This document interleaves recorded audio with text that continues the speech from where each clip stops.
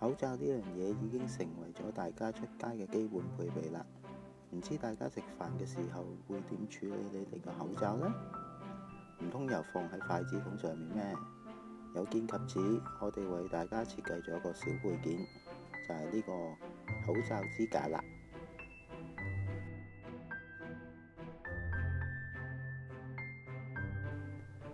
整個支架分為5個部分，全部都係由菲律賓那編出嚟嘅。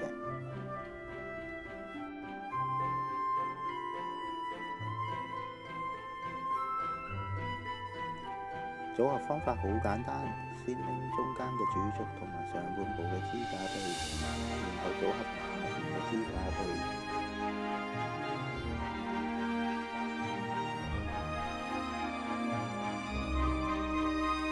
最後裝埋2個定位臂就完成啦。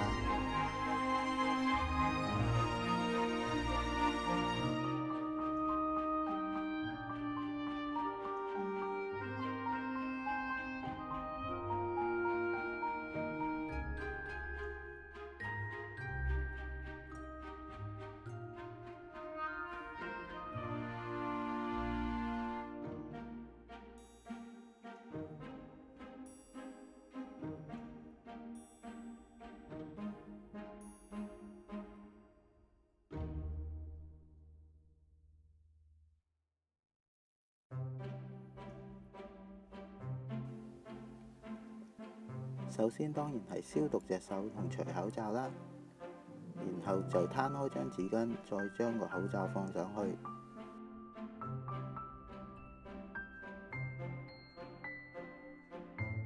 跟住接埋張紙巾，又或者將另外一張紙巾放喺上面，之後成份放入個支架入邊，中間3支向入邊，左右2支就向外。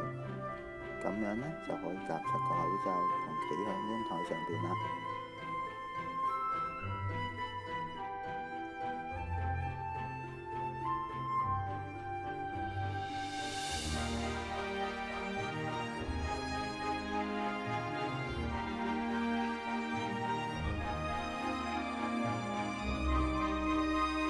再用另外一個角度望下先。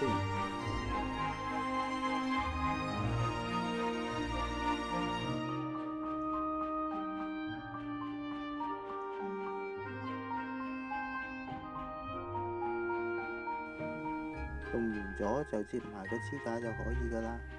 記住洗手、洗手同洗手啊！